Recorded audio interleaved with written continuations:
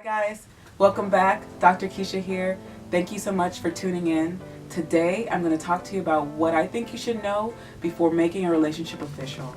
Oftentimes we enter into relationships and we really don't know who our partner is. So I'm going to share with you some questions or some answers that you should have before you decide to take that next step. Does this person have a vision and goals for their life? Are they actively pursuing their personal and professional goals? Do they know what they want? Do they know where they want to be eventually? What steps have they employed to get to that place? Are they employed? I would hope that they would be employed if you decide to engage in a relationship with them. If they were unemployed when you met them and they're unemployed now, they don't need to be in a relationship, and you don't need to be in a relationship with them. They need to be in a relationship with some coworkers and a boss. How do they talk about their job? How do they talk about their boss and their coworkers? Are they adding to the environment? Are they eager and passionate to learn and grow?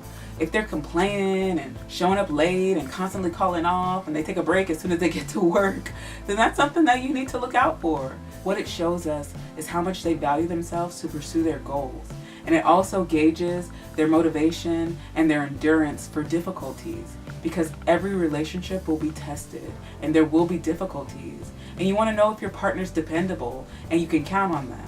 And if they show that, you know what, they care about themselves personally and professionally, then that will show up in the relationship too. They won't give up so easily. They won't walk away. They'll work things out. They'll have those conversations with you when times get hard. So ask them what their vision is. And you don't have to do it in an interview-like manner and ask them where they see themselves in 5 years. Be creative. Switch it up a little bit. Ask them what they wanted to do when they were a kid. I remember when I was a kid, I used to tell my parents that I wanted to be the lady that sat on the couch and spoke to kids and said, "Tell me what the Batman did to you." My parents were like, "What?" They didn't know what that was, but look at me now. So try to figure out if they have a vision for their life, if they're doing what they're supposed to do, if they even know what their calling is, because that's really important. And you want to know that. You want to pay attention to how they treat people outside of the relationship. How do they treat strangers? How do they treat the waiter at the restaurant that brought the food and the order was wrong? Are they having an attitude and kind of rolling their eyes and being snappy? You know, it's like we get it. You're hungry, I'm hungry. You're not going to die in the next 5 minutes, so relax a little bit.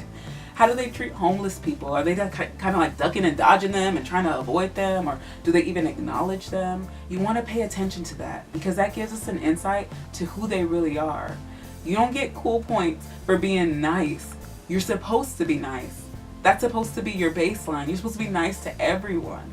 So pay attention to how they treat people that they're not responsible for or accountable to. Take time to notice what friends and family say about your partner. If you kind of get around and they're looking like, "Who's this guy?" or asking questions like, "What did you do to get Johnny to get serious?" you might want to pay attention to that. That might tell you that Johnny might have a problem with being faithful. I'm not saying that people can't change, but the best predictor for future behavior is past behavior. Unless that person has been intentional about making changes and recognizing the error of their ways and reconciling that within them, it might show up again in your relationship. So take note of that. Ask about their childhood and their upbringing. This is a great question to ask because you can get a lot of valuable information from it. They might have abandonment issues because they grew up in a chaotic and unstable environment. And they might have a hard time relating to the opposite sex because of inconsistent or absentee parents. Children learn specific things from their parents.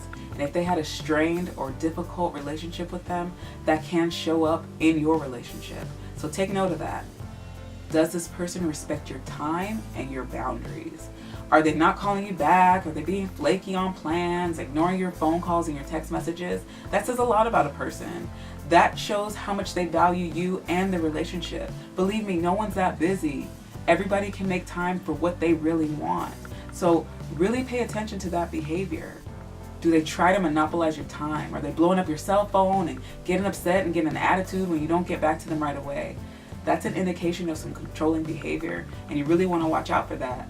Do they respect your physical boundaries? Are they trying to rush the relationship along so that you can be intimate? Or are they just giving in to what you want and, okay, I'll be your man, so that you can be intimate with them?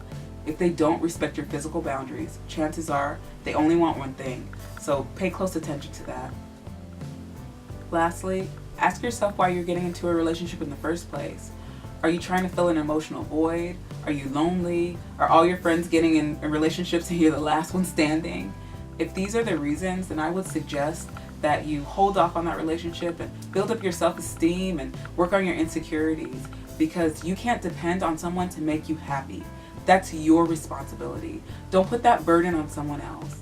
If you're entering into a relationship to be saved from your singleness, then you owe it to yourself and your partner to avoid getting into that relationship until you can be happy with your own company.